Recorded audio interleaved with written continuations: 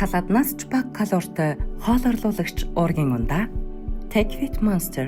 Сайн байцгаана уу сонсогчдоо, мигмар гараг болсон байна. За тэгэхээр энэ удаагийн дугаараар би та бүхэнд хэдхэн сарын өмнө баригдсан Jonathan Gerlach гэдэг хүний талаар ярьж өгөхөөр бэлдсэн байгаа. За гарчигнаас бол та бүхэн харсан байх. Энэ хэрэг дээр эвгүй зүйлүүд яригдах учраас зургнууд бол ихийг оруулах боломжгүй. YouTube бол нэлээд тийм хатуу хяналттай болсон болохоор гэмт хэрэгтний царайг зөвхөн оруулаад өөр зургуудыг оруулахгүй гэдгийг ямартаач дуулгачээ. За ингээд хэдүүлээ гол яриа руугаа шууд орцгоё. 2025 оны 11 сард хүмүүс хүний шарилын үлдэгдлийг уран сайхны аргаар зургийг нь дараад тэгээд тэрийгэ постлоод оруулдаг нэг хачирхалтай гэмээр Instagram хаягийг анзаарч эхэлсэн юм байна. За тэгээд caption хэсэгт нь болохоор мэдэх нэг нь мэднэ, гавлын яс болон бусад яснууд худалдаалагдж байна. Сонирхож байвал DM гэд бичсэн байсан. За энэ хаягийг ажилуулдаг хүнэнд тэгэхээр зөвхөн зураг дараа зогсохгүй тэрийгэ борлуулдаг гэдэг нь caption хэсэгт бол ойлгомжтой байсан.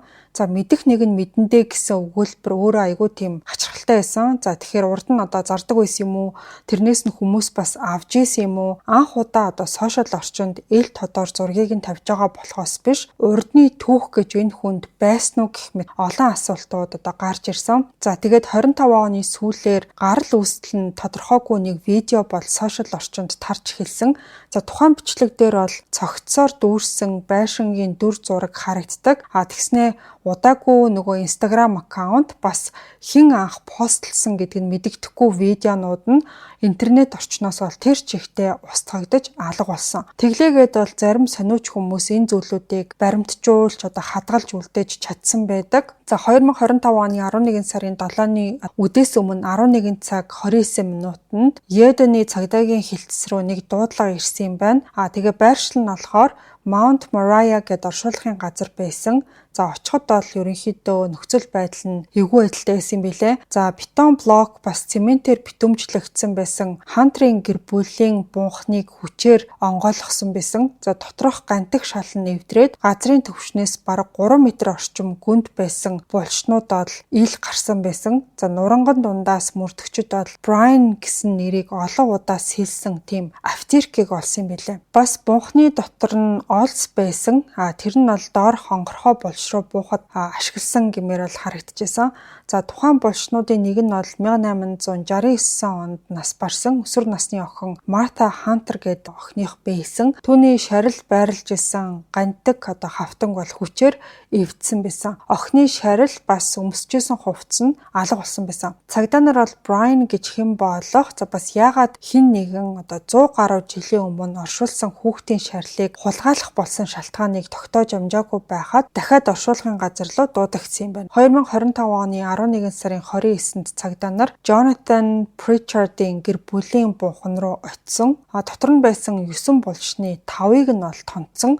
За тэгээ гэмт итгээд бол Monster гэдэг нөгөө энергийн ундаа байдаг шүү дээ. Тэр ундааны хоосон лазыг үлдээсэн байсан. За тэрнээс нь болохоор цагдаа нар 2 төрлийн хэсэгчилсэн одоо хурууны ихийг олж чадсан. Эхний бунхнаас олдсон Brian гэсэн бичигтэй автирк бас 2 дахь бунхнаас олдсон лазнаас бол DNA шинжилгээ авахын тулд сорц ямартаач авсан билээ.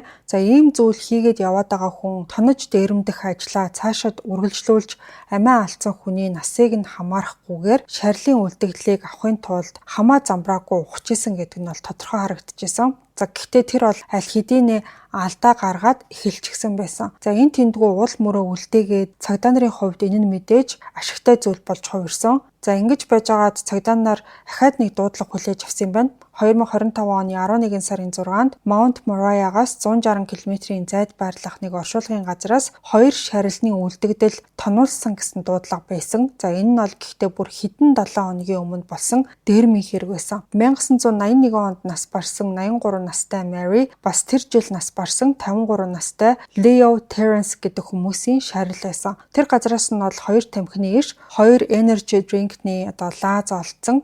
За тэрийг нь бас л DNA шинжилгээ рүү илгээсэн. 25 оны 12 сарын турш бол 3 удаа дахиад дуудагдсан юм билээ. За ингэснээрээ тэд бол Mount Moriah гэдэг оршуулгын газар дахь 9 өөр гэр бүлийн булчнаас нийт бол 49 шарилын үлдэгдэл алдагдсан гэдгийг тогтоосон юм байна. За энэ оршуулгын газар нь Yedeni болон Philadelphia хотын хилийн зааг дээр байрладаг болохоор Philadelphia хэсэгт бас л одоо ижил аргаар эвдэж сүйтгэхэд тонсон Шарлийн өөр 10 гэр бүлийн булш байгаа гэдгийг удалгүй цагдаа нар мэдэж авцгаасан. Ингээд 12 сарын сүүлээр гэхэд батлагдсан байдлаар бол нийт 61 шарил хулгайлагдсан байсан. За энэ тоонд гэхдээ эвдрэл үүссэн 10 гэр бүлийн булш бол ороогүй.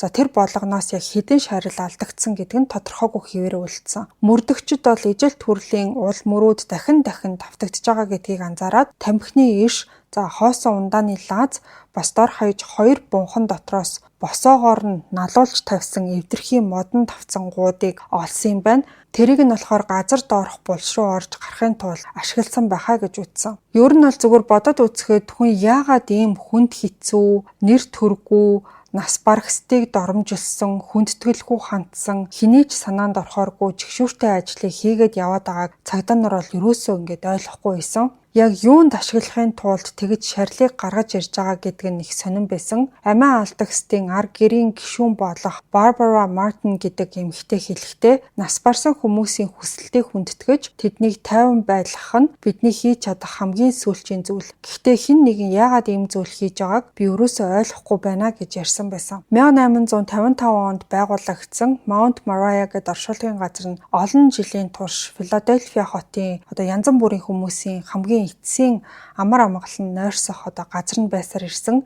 За энэ газрыг урд нь хариуцжсэн хүмүүс тэр чигт нь орхисны дараа 2011 онд Friends of Mount Moriah гэдэг нэртэй сайн дурын бүлэг байгуулагдаад орчныг нь сэргээж хүндэтгэл үзүүлэх 50 газрыг хэвээр нь хадгалж үлдэхийг хичээсээр ирсэн юм байна. Гэхдээ сайн дурынхны хүчин чармаалт байсан ч гэсэн тухайн оршуулгын газар бол нэлээд илэгдэж хуучраад хэцүүхэн болцсон. Тийм болохоор энэ байдал нь булш ухаад байгаа хүний гол шалтгаан нь байж магадгүй гэж үзсэн байлаа. Асар том хэмжээтэй зэрлэг ургамалт дарагчсан, тогтмол арчилгаа энэ төр ерөөсөй байхгүй, ямар ч бараг хяналтгүй байсан болохоор хин нэгэн тэнд хууль бус зүйл хийж байгаа гэдгийг анзаарахгүй өнгөрөх боломжтой нөхцөл байдал хэдийнэ үүсчихсэн байсан. За Friends of Mount Moriah-гийн гишүүд бунхны нэгэнд нь эвдрэл гарсан шинж тэмдгийг анх анзаараад тэгээ цагдаад бол мэдэгдсэн юм байна. Магадгүй энэ оршуулгын газрыг хинч хардаггүй байсан бол гэмт итгээд цаашаад хэдий хүртэл ухах байсныг хинч бол угаасаа таашгүй. За хууль сахиулагчид мөрдөн шалгалтаа үргэлжлүүлж авах үеэр нэг мэдээлэл бол ирсэн. За тэр нь юу байсан бэ гэхээр Luzerne County-д байдаг бунхны дээрмийн хэрэг дээр Jonathan Gerlach гэдэг хүнийг шалгана уу? Би түүний гэр бүлийнхнийг нь таньдаг хүн. Тэд нар саяхан Jonathan-ы байшингийнх нь подвал дотор хэсэгчилж ялзарсан цогцос дүүжлээтэй байгааг нь олсон ч гэсэн цагдаад хэлхээсээ айгаад байна гэсэн ийм нэг мэдээлэл бол ирсэн юм байна. Хайж болохоос өмнө ийм мэдээ өөрөө хүрээд ирсэн юм байна.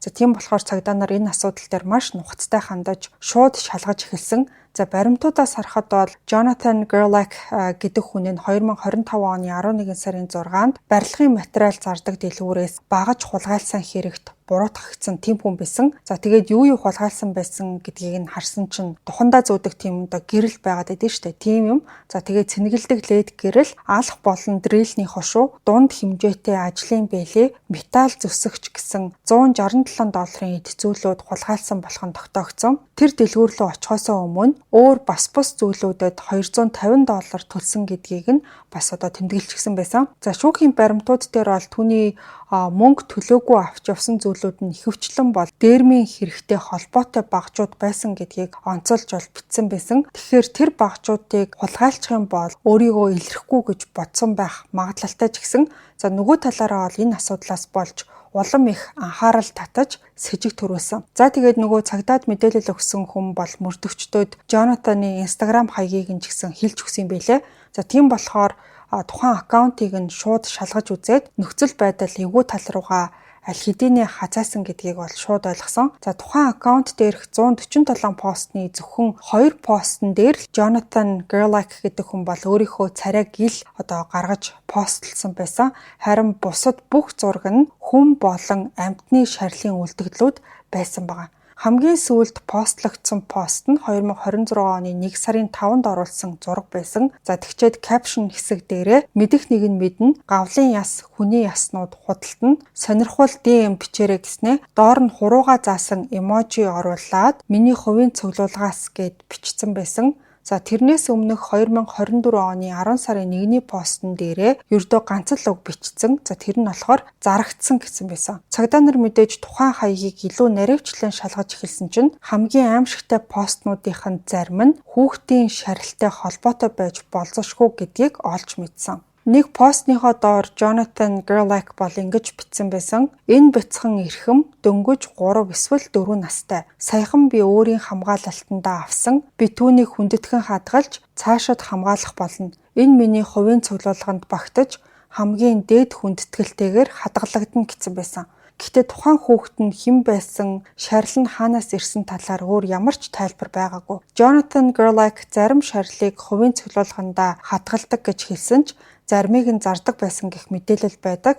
Тухайлах юм бол 6 сартай нярай хүүхдийн шарил бас 3-4 настай хүүхдийн гавлын ясыг дэлбэрч байгаа толгой хэлбэртэй болгож өөрчилсөн тийм бүтээл хүртэл дотор нь байсан. Өөр олон арван постн дээр зөвхөн насанд хүрсэн залуу эсвэл өндөр настан гэх мэт ерөнхий тайлбартай хүний шарилнууд харагдчихсэн юм байна. Бас амьтны үлдэгдлүүд ч гэсэн постн дээр нь харагддаг. За муурны зулцаг, эрвэс бас бусад зэрлэг муурны яснууд фид дээр нь нэлээд их харагддаг. Тэгээ зарим дээр нь болохоор зарагдсан гэд капшн дээрээ биччихсэн байсан. Жишээлх юм бол 2024 оны 3 сарын 20-нд нийтлэгдсэн Бенгал барын үлдэгдэл $2000 зарагдсан гэж тэмдэглэгдсэн байсан. За тайлбар дээр нь болохоор Jonathan тухайн эд зүйлийг ёс зүйтэйгээр олж авсан гэд бичсэн. За тэгээд ийм үг хэллэгийг амьтны үлдэгдэл бас хүний шарилд ч гэсэн ашиглаж бичдэг гэдгийг нь олж мэдсэн. 2024 оны 3 сарын 18-ны постн дээрээ дунд иргэм насны эмэгтэй хүний гавлын ясыг постлоод за тэгээд урдны адил ёс зүйтэйгээр олж авсан худалдаалахгүй гэд бичсэн байсан. За англиар болохоор одоо ethically sourced гэд бичсэн. За ethic гэдэг нь болохоор угаасаа ёс зүй гэсэн үг. Тэгээд ерөнхийд нь одоо ойлгоё гэх юм бол гавлын ясыг хууль бусаар ухаж гаргасан биш, буулж сүйтгэж хулгайлаагүй. За хандив, эрдэм шинжилгээний зөвшөөрөл, хууль ёсны шилжүүлэхээр авсан ч гэдэг юм уу. Одоо эсвэл ингээд нас барсан хүн эсвэл арга гэрийнхнийхэн зөвшөөрөлтөөр ашиглаж байгаа үед ингэж одоо ethically sourced буюу ёс зүйтэйгээр өөрийн болгосон гэдэг үгийг бол ашигладаг байна. Тэгэхээр хүний шарилыг худалдах зах зээл үнэхээр байдгүй гэвэл одоо энэ нь бол үнэндээ байдсан байна. За сүүлийн жилүүдэд хүний яс болон өөрчилж одоо боловсруулсан тийм шарилууд бол сошиал сүлжээнд улам их харагдах болсон. За энэ зах зээлд сонин хачин зүйл цуглуулдаг хүмүүс, зан үйл хийдэг хүмүүс гэх мэт янз бүрийн худалдан авахчид байдаг болсон гэж ерөнхийд нь бол ойлгож болно. За бас цөөн тооны одоо орчин үеийн тийм уран бүтээлчид, дизайнерууд хүний үлдэгдлийг одоо баримл эсвэл installation-д ашигладаг юм байна. За ангаах ухаан болон шүдний эмчээр одоо сурдаг оюутнууд ч гэсэн бодит яг хүний гавлын ясыг судалгаанд ашиглах нь дээр үеэсээ л одоо байсаар ирсэн. Гэхдээ хууль ёсны анатомийн бэлтгэл болон хууль бус аргаар шарил гаргаж авах хоёрын хооронд бол маш том ялгаа байдаг. За 2016 онд National Geographic мэдээлэлтэй Skulls Unlimited гэдэг одоо компани нь Америк нэгдсэн улсад биеийн донорын хөтөлбөрөөр авсан гавлын ясыг хууль ёсоор боловсруулдаг одоо цорын ганц компани гэж дурддагдсан байдаг. За тухайн компани нь зөвхөн эмч, за шүдний эмч, антропологч гэх мэт одоо хууль ёсны шинжлэх ухаан эсвэл эмнэлгийн хэрэгцээтэй баталгаажсан мэрэгчлэнүүдэд донор одоо гавлын ясыг зардаг одоо тийм байгууллага юм байна. За Америк нэгдсэн улсад одоо улсын хэмжээнд хүний шарил худалдахыг бүрэн хориглосон тийм нэгтгсэн хууль бол байдаггүй.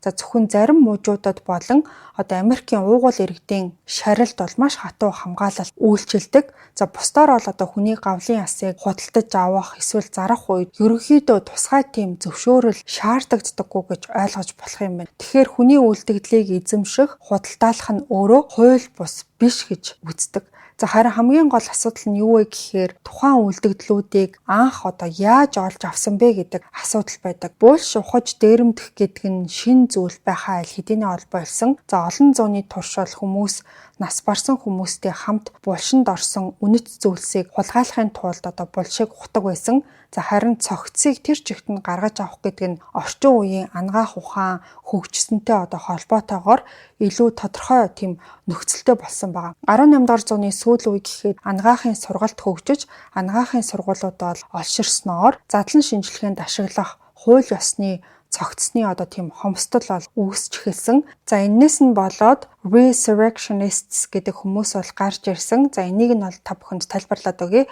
За энэ resurrectionists гэдэг нь болохоор булчнаас шарил ухаж гаргаад анагаахын сургуулиуд бас анатомийн судлаачдад нууцаар зардаг хүмүүсийг хэлдэм байна. За энэ хүмүүсийг бас grave robbers буюу булчны хулгайчид гэж бас нэрлэдэг юм байна. 18-19 дугаар зууны үед бол Британий хууль оршуулсан цогцыг өмч хөрөнгө гэж үздэггүй байсан болохоор энэ үйлдэл олон жилийн турш үргэлжилсээр байсан. Тэгж байжгаад 1832 онд шинэ хууль батлагдсанаар булш ухах явдал эрс багассан түүхтэй юм байна. Гэхдээ эрэлт хэрэгцээ хിവэрэ үлдсэн.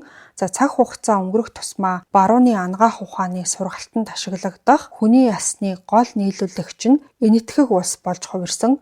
За энэтхэг ус бол эдийн засгийн нөхцөл байдал нь айгүй тийм хүнд.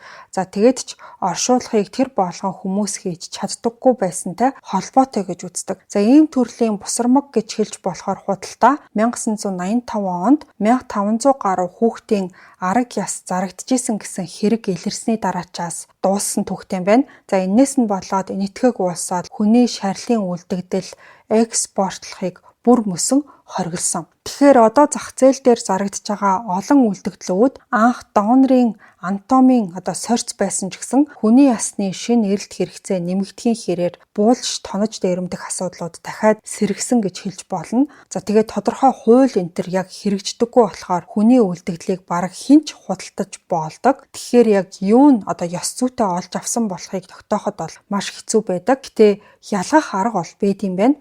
За донорын анатомийн сорьцууд ихэвчлэн боловсруулалтын шинж тэмдэгтэй байдаг. За жишээлх юм бол өрөмтсөн нүх, лакм бүрхүүл, металл тогтоогч гэх мэт харин шууд булчнаас нь авсан үлдэгдлүүд дээр хөрсний толов, за ургамлын үндэсний уул мөр, удаан хугацаанд булшинд байх үеэр үүссэн жижиг хэмжээний хагарлууд, бас авсны мод, хадаас эсвэл даавны үлдэгдэл наалтсан байх нь элбэг байд юм байна.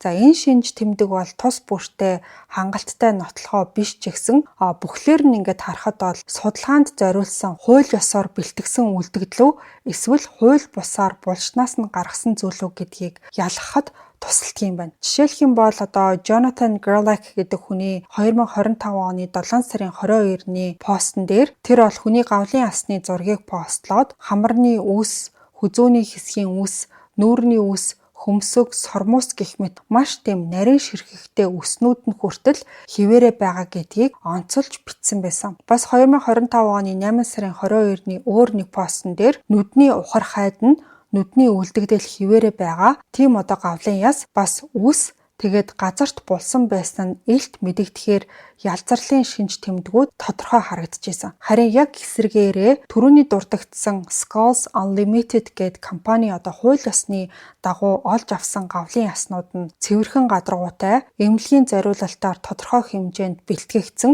ерөнхийдөө стандарт төрхтэй байдаг юм байна. Гэтэ зүгээр ингээд бодоод үзэхэд ч гэсэн хүний цогцыг ёс зүйтэйгээр олж авсан байлаа ч гэсэн өрөөндөө чимэглэл сувнир болгож тавина гэдэг бол ёс суртахууны хувьд маш буруу зүйл. Хоол орлуулагч, булчингийн хөгжлийг дэмжигч Take It Monster уургийн ундаа өнөөдрийн дугаартай хамтран ажиллаж байна. Үсэхгүйгээр турах зорилготой жингээ барихыг хичээж байгаа. Улирал солигдох үеэр ядарч сүлдэхгүй байхыг хүсвэл уургаар баялаг Take It Monster ундааг та бүхэн сонгож хэрэглээрэй. Өглөөний цайнд бас өдөр хөнгөн уургаа нөхөх үедээ гэх мэт уураг дутагддаг хүн болгон хэрэглэх боломжтой. Таны өдөрт авах ёстой уургийг эрүүлэр өгөх Take It Monster ундааг CU-гийн бүх салбараас худалдаж авах боломжтой. Энгийн ундаа биш, эрүүл мэндийн ундааг хэрэглээндээ оруулж заншаарай. За ингээд хэдүүлээ дугаар руугаа буцаад оръё. За Jonathan Gerlach-ийн постууд олон нийтэд тархахын хэрээр Instagram хаяг нь бол хүмүүсийн анхаарлыг татаж эхэлсэн. За 2023 оны 11 сарын 6-нд постлсон нэг зурагныхан доор нэг хүн бол ингэ бичсэн байсан. Үннийг хэлэхэд энэ зурагнууд үнэхээр үзэсгэлэнтэй юм. Эдгээр хэдэн зуун жилийн өмнө нас барсан хүмүүсийн үлдэгдэл байх магадлалтай. Хэрвээ би тийм олон жилийн өмнө нас барсан, тэгээд дэлхийн ертөнцид амьд үлдсэн хамаатан саданч байхгүй болох юм бол хэн нэг нь намайг булшнаас гаргаж аваад хэдэн гоё зурагнууд дараа нь миний үлдэгдлийг ийм зүйлд дуртай хүмүүст тараасан ч би гомдохгүй байх байсан. Зарим хүмүүс жигшиж магадгүй.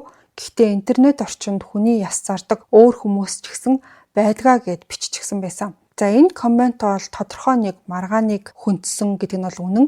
За тухайн хүн өөрийн хувийн итгэл үнэмшлээ илэрхийлээд нас барсныхан дараа өөрийг нь булчнаас нь гаргаж ирээд уран сайхны зураг аваад ашиг олох зорилгоор өөр хүнд худалдаалахыг тэр хүн өөрөө зөвшөөрөх байсан гэсэн үг. Гэхдээ гол асуудал нь хүн болгон бол ийм байдаггүй. За нэг улсад амьдардаг нэг соёлтой хүмүүс хүртэл үхлийг өөр өөрөөр хардаг. Хүмүүс бол шарилын ариун байдлын талаар өөр өөр ойлголттой байдаг. За нас барсныхан дараа би энд нь юу хийж болох уу, юу хийж болохгүй вэ гэдэг талаар ч гэсэн өөр өөр хүсэлтэй байдаг. Ихэнх улс оронд бол хүн нас барсны дараа тэдний эцсийн хүслийг хүндэтгэж үзэх бол ёс байдаг. За харин Jonathan Gerlach гэдэг хүний үйлдэлд ийм зүйл бол огт харагдаагүй.